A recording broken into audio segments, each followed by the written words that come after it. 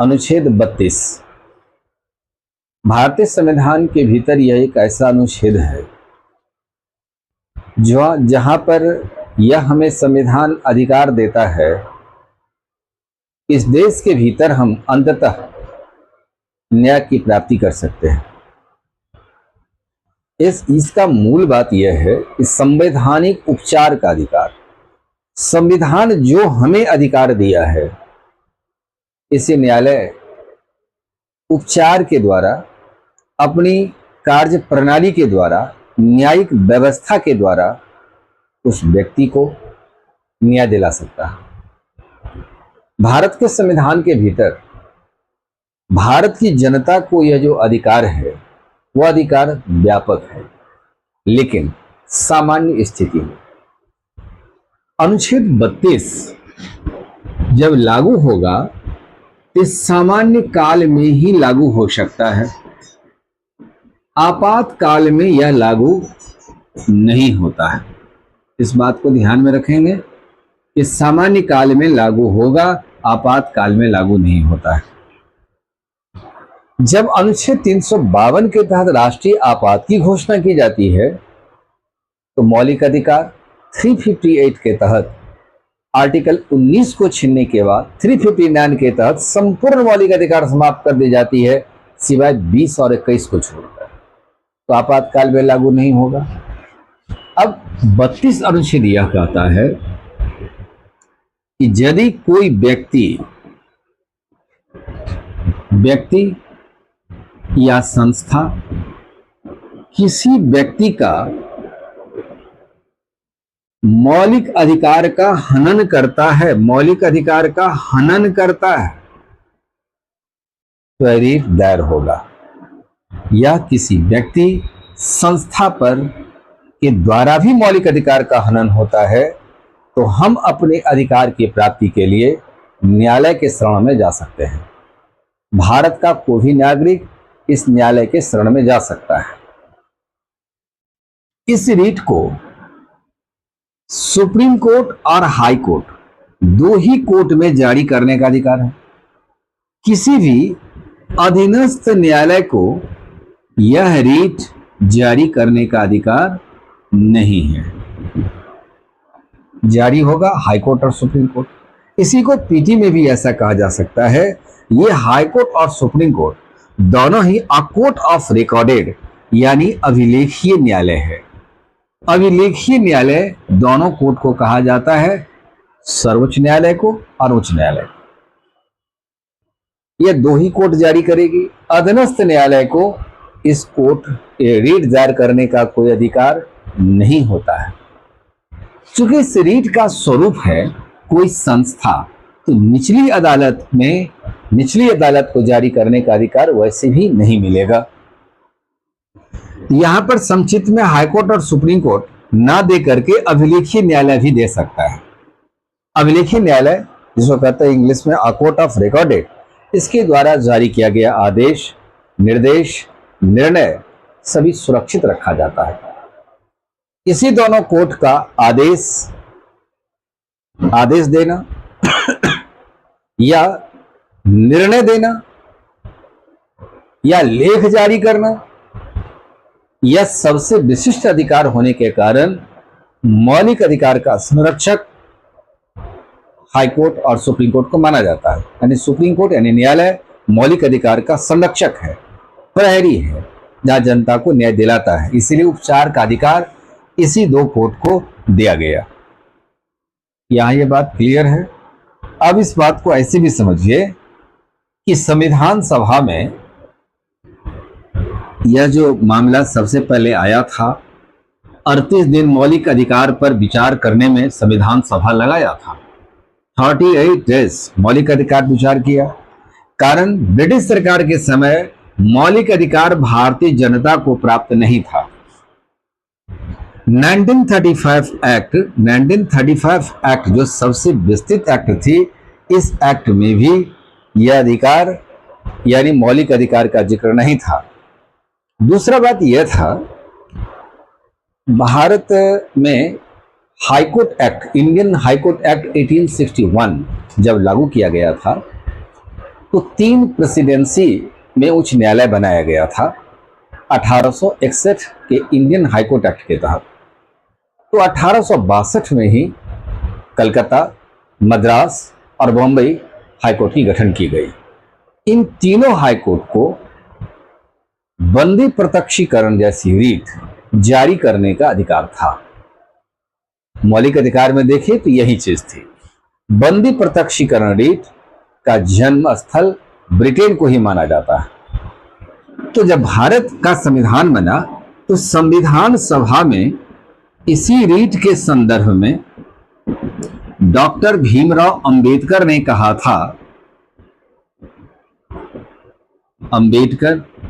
था कि यह रीट यानी एक्ट 42 संविधान का हृदय है तथा आत्मा है। उन्होंने यह बात कहा था कि यदि हमसे यह कहा जाए कि भारतीय संविधान का कौन सा ऐसा अनुच्छेद है जो एक आत्मा के रूप में है, जो संविधान का हृदय का रूप लेती है, तो वह सिर्फ और सिर्फ इंगित किया अनुच्छेद 32 के बारे में। यही बीपीएससी क्वेश्चन दिया था 70वीं मेंस में कि अनुच्छेद 32 भारतीय संविधान का हृदय और आत्मा कैसे है। तो थोड़ी लिखने की शैली यहां बदलेगी मेंस में। दूसरी बात है, न्यायालय को जो अधिकार और कार्य दिया गया है, तो न्यायालय किस अधिकार के कारण इसे न्याय का निर्झर यानी न्याय का झरना भी कहा जाता है। ये 2 बातों से आपको मेंस में शॉर्ट क्वेश्चन में साबित करने के लिए दे सकता है। तो न्याय का झरना कैसे, तो न्यायालय किस किस प्रकार का स्टेप उठाता है, इसको आपको सिद्ध करना होगा। दूसरा, अंबेडकर साहब ने जो कहा कि हृदय और आत्मा है, तो ये कैसे है, तो अंबेडकर ने संविधान की आत्मा कहा है 32 को, इसी अनुच्छेद को। वह कैसे कहे, क्यों कहे, क्या करता है ये वर्क, क्या इसका नेचर है, तो रीट का वर्णन करना है। रीट के स्वरूप से भारतीय संविधान के भीतर उस न्यायिक पक्षों को आपको वर्णन करना है। दूसरा, फिर से एक बार, न्याय का झरना है ये अनुच्छेद, ये कैसे है, इसकी स्रोत संविधान है। और यह जैसे झरना में पानी का जब स्रोत आता है तो बाहर निकलता है, तो उसी प्रकार से जब कोई व्यक्ति को कोई अधिकार का उल्लंघन करता है कोई व्यक्ति या संस्था, तो कैसे उस स्रोत के माध्यम से, इस रीट के माध्यम से न्यायपालिका एक्टिव होती है और अपनी सक्रियता का परिचय देती है। लिखना वही सी चीज को है, लेकिन लिखने की शैली बदल जाएगी। इसीलिए जीएस मेंस में जब भी लिखें, यह बात होना चाहिए कि महसूस करके लिखें कि क्वेश्चन की अवधारणाएं क्या है, फिर उस दृष्टिकोण को अपनाते हुए लिखने की प्रयास करें। अब इस चीज को देखिए कि हाईकोर्ट और सुप्रीम कोर्ट को यह 5 प्रकार का रीट जारी करने का अधिकार होता है। 5 प्रकार का रीट जारी क्या क्या करती है। नंबर 1 है बंदी प्रत्यक्षीकरण। तो सबसे पहले बात को, रीट को पहले आप दिमाग के अंदर रखिए। दूसरा, परमादेश। तीसरा, उत्प्रेषण। चौथा, प्रतिषेध। और 5वां, अधिकार परीक्षा। पीटी में इसका इंग्लिश नाम भी याद रखना होगा, हिंदी माध्यम वाले को भी इंग्लिश भी नाम याद रखना होगा, कारण देवनागरी लिपि में ही लिख देता है इंग्लिश का वो टर्मिनोलॉजी। यदि आप हिंदी में सीधे पढ़ के जाते हैं तो क्वेश्चन यहाँ छूट सकती है। यह कितनी बार ज्ञानेश्वर में पूछा भी गया है, जैसे बंदी प्रत्यक्षीकरण, हेवियस कॉर्पस, परमादेश, मैंडुमस, उत्प्रेषण, सेरेटोरी, प्रतिषेध, प्रोहिबिटेशन, अधिकार परीक्षा, क्यू वारंटो।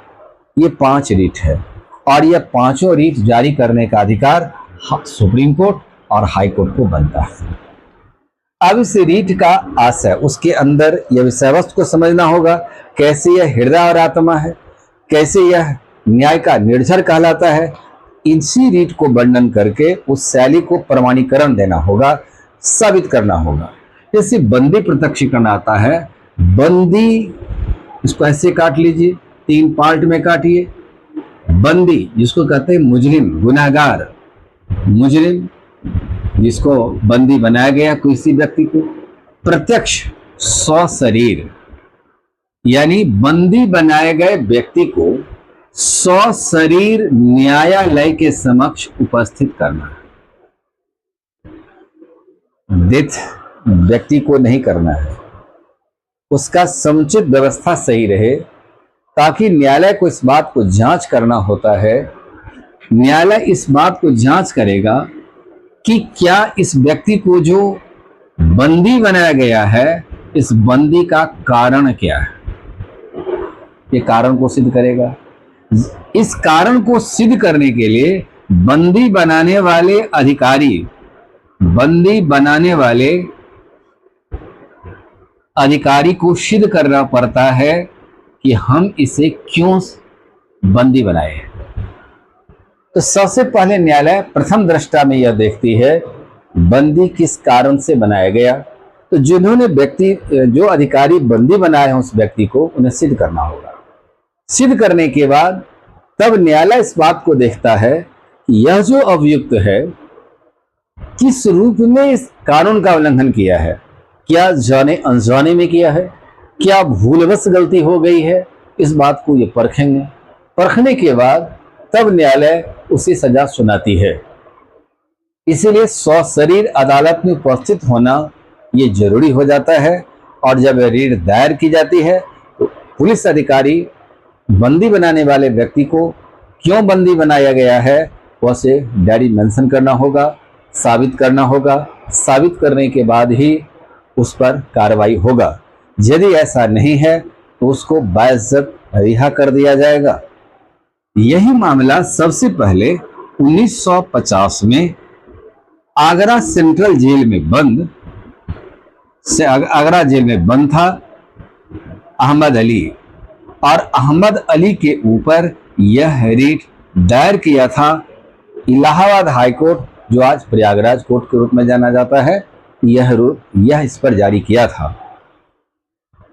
तेज नारायण झा बनाम बिहार सरकार के मामले में यह डिसीजन न्यायालय ने दिया था। जब तेज नारायण झा जमानत की बात करने लगे तो उन्होंने, फजल अली साहब न्यायाधीश थे, उन्होंने यही बात कहा था कि हमें इस बात को जांच करना है कि आप पर लगाए गए जो आरोप है वह कहां तक सत्य है, तो यह हम जानेंगे, उसके बाद ही आपको जमानत हम दे सकते हैं। यह मामला भी एक न्यायिक पटल पर आ गया और न्यायाधीश इस नजर से देखने लगे। तो यदि कोई व्यक्ति अपने अधिकार का उल्लंघन, दूसरे के अधिकार का शोषण करता है, कोई संस्था करती है, तो रिट दायर होगा। इसमें ध्यान रखेंगे, एक व्यक्ति के साथ लागू होगा। दूसरा, एक अधिकारी के साथ भी यह लागू हो सकता है कि यदि कोई अधिकारी भी इस प्रकार का कार्य करता है कि आदेश दिया गया, उसे 24 घंटे के भीतर में उपस्थित नहीं किया गया, उस पर यह व्यवस्था को लागू नहीं करा पाया, तो निश्चित है कि आप पक्षपात कर रहे हैं, किसी एक व्यक्ति के पक्ष में आप कार्य कर रहे हैं। तो यहाँ पक्षपात होना ये गलत है और इस स्थिति पर हेबियस कॉर्पस यानी बंदी प्रत्यक्षीकरण रिट दायर होगा। दूसरा रिट देखिए, परमादेश, परम, जिसको कहते हैं सर्वोच्च।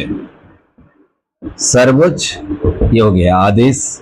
सर्वोच्च आदेश को ही वी कमांड इंग्लिश शब्द आता है। सर्वोच्च आदेश को ही परमादेश कहते हैं। यानी सुप्रीम कोर्ट और हाई कोर्ट यह आदेश देता है। किसको आदेश देगा? यह आदेश देता है किसी न्यायिक अधिकारी को, जिनका काम है जन कल्याण से कार्य करना, सार्वजनिक कार्य करना। जन कल्याण, यहां दो शब्द का उल्लेख आएगा, जन कल्याण या सार्वजनिक कल्याण या सार्वजनिक कल्याण। यदि ये दोनों कल्याण पर यदि आपका बल नहीं दिया जा रहा है, आप अधिकारी निष्क्रिय हो जाते हैं। जनता के अधिकार को यदि कोई अधिकारी कुचलने का कार्य करता है, शांतिपूर्ण सभा पर अधिकारी गोली चला देती है, इन सब केस में यह परमादेश रीट दायर होगा। सीधी सीधी बात है, यह कार्यपालिका परमादेश रीट कार्यपालिका अधिकारी पर लागू होता है, कार्यपालिका अधिकारी पर लागू होगा।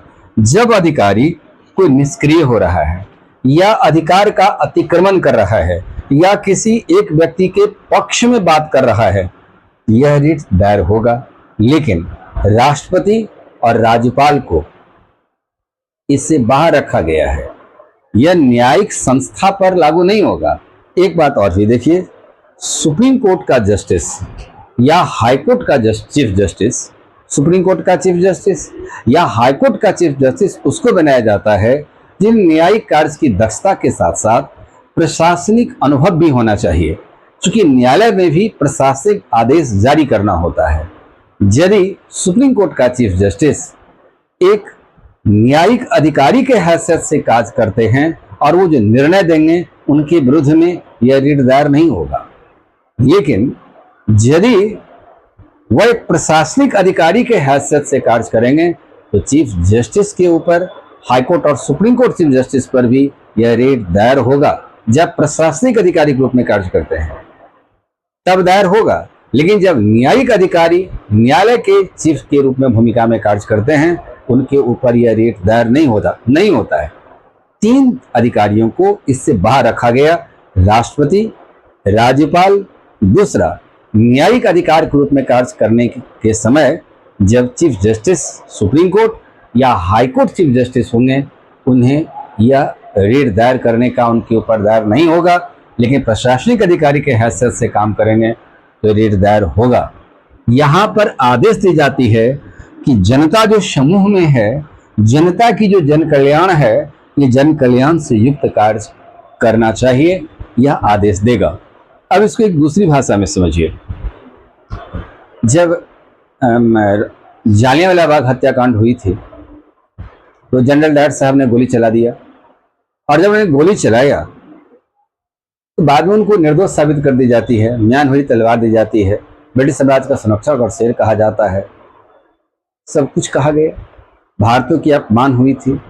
जब भारत आजाद होता है इस प्रकार का यदि कोई बाग में कोई सार्वजनिक स्तर पर कोई सभा शांतिपूर्ण कर रहा है, इससे किसी को इतराज नहीं है, प्रशासनिक दिक्कतें नहीं है, तो कोई प्रशासनिक अधिकारी उस जालियांवाला बाग कांड की तरह आदेश नहीं दे सकता है, उस जनता पर लाठीचार्ज नहीं कर सकती है, गोली नहीं चला सकती है।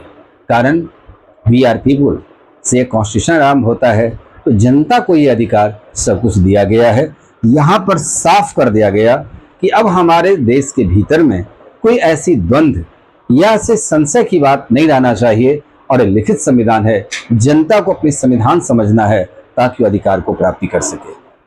ये बात यहाँ क्लियर हुआ। परमादेश रिट यही है, परमादेश कार्यपालिका अधिकारी पर लागू होगा। एक उदाहरण इसको ऐसे भी समझिए, जैसे कोई फैक्ट्री है, फैक्ट्री में कार्यकर्ता मजदूर जख्मी हो जाता है या उसकी डेथ हो जाती है, फैक्ट्री का ऑनर उचित मुआवजा नहीं दे पा रहे हैं, तो उसका परिजन न्यायालय के शरण में जा सकता है और वो न्यायालय आदेश जारी करेगा, निश्चित मुआवजा निश्चित समयावधि के भीतर में दिया जाए, अन्यथा फैक्ट्री पर कानूनी कार्रवाई होगी या देना होगा, क्योंकि सार्वजनिक जीवन से जुड़ा हुआ यदि वह कार्य किया जा रहा था तो फैक्ट्री लॉ में भी ये व्यवस्था कर दी गई है। ये परमादेश हुआ। दूसरी बात है कि अब उत्प्रेषण और प्रतिषेध, ये 2 रीट जो आता है, यह 2 रीट के बारे में समझें कि यह न्यायालय पर जारी करता है। और इसी बात कैसे समझिए। उत्प्रेषण, जब न्यायालय किसी कार्य को विलंबित कर देती है और वह न्यायालय इस रूप में विलंबित कर रही है कि कहीं न कहीं पक्षपात का जो गंध है उसके भीतर आ रहा है, निष्क्रिय हो गया है, मामले को जजमेंट देने में काफी लंबा वक्त लगा दिया है, न्याय में विलंब होना न्याय नहीं देने के बराबर है। तो हाई कोर्ट इस मामला में सुप्रीम कोर्ट से ज्यादा अधिकार का इस्तेमाल करता है, क्योंकि ये न्यायालय तो उच्च न्यायालय और सर्व दोनों को अधिकार प्राप्त है, लेकिन व्यवहार में इसका प्रयोग सुप्रीम कोर्ट से ज्यादा हाई कोर्ट इस अधिकार का प्रयोग करता है, क्योंकि हाई कोर्ट के नजदीक में ही अधीनस्थ न्यायालय होती है। तो अधीनस्थ न्यायालय के ऊपर यह हाई कोर्ट जारी कर देती है। तो यह न्यायालय जारी होने के बाद उस केस को यह अपने पास मंगवा लेते हैं, और जो निष्क्रिय है तो अपने पास जब केस मंगाएंगे तब उस मामला को हाई कोर्ट देखती है, और हाई कोर्ट जल्दी यथाशीघ्र उसे न्याय देने का कार्य करती है।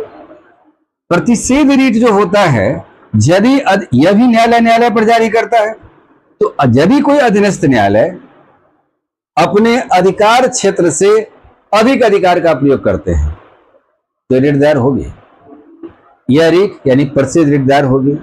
प्रतिषेध रीट में आता है कि जब आप किसी मामले को एक पक्षपात में एक व्यक्ति के पक्ष में ले जा रहे हैं, दूसरी बात है कि इस पर बहस पूरी हो चुकी है, तो आप जजमेंट क्यों नहीं दे रहे हैं, लंबा क्यों खींचा जा रहा है। ये सब कुछ ऐसे हालात न्यायालय में भी आ जाते हैं। न्यायपालिका ही यदि बदनाम हो जाएगी तो फिर न्याय लेने के लिए कौन आएगा। न्याय से विश्वास उठ सकती है। यहाँ पर हाई कोर्ट और सुप्रीम कोर्ट को कहा है कि आप ये रीट के माध्यम से वो अपने अधिकार से अधिक अधिकार की ओर जा रहा है तो उसे रोका जाए।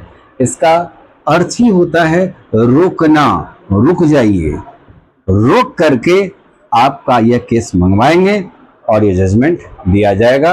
ये प्रतिषेध रीट होता है।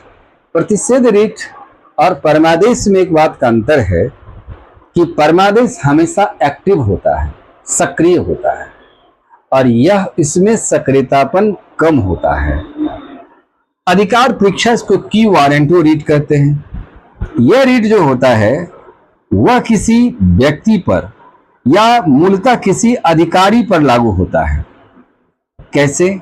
यदि कोई व्यक्ति की योग्यता नहीं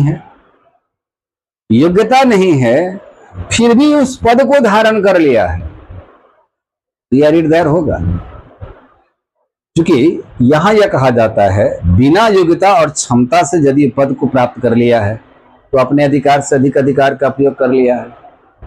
जूनियर को एक विशेष अधिकार दे दिया जाए और सीनियर को डिमोशन कर दिया जाए बिना किसी कारण का, उसे उसका अवहेलना हो रहा है तो रीट दायर हो सकता है। इस रीट को पोस्टमार्टम रीट इसलिए कहते हैं कि ऊपर के 4 रीट से इसका स्वरूप अलग है, इसलिए अधिकार परीक्षा को पोस्टमार्टम रीट कहा जाता है। बीपीएससी पीटी में आया हुआ क्वेश्चन भी है कि पोस्टमार्टम रीट किसे कहा जाता है, कि वारंटो यानी अधिकार परीक्षा रीट को कहा जाता है।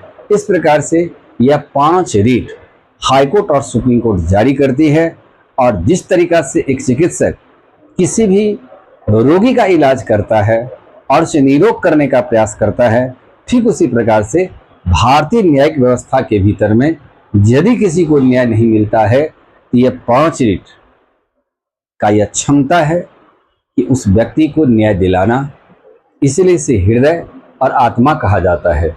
यदि व्यक्ति अपने इस अधिकार में, देश में रहने का फक्र महसूस करता है तो उसमें न्याय शासन का एक मूल आधार माना जाता है, और न्यायिक सक्रियता सुप्रीम कोर्ट को अधिकार प्राप्त है कि जहां वह सक्रियता का परिचय दे करके वह न्याय एक आम नागरिक तक पहुंचा सकता है।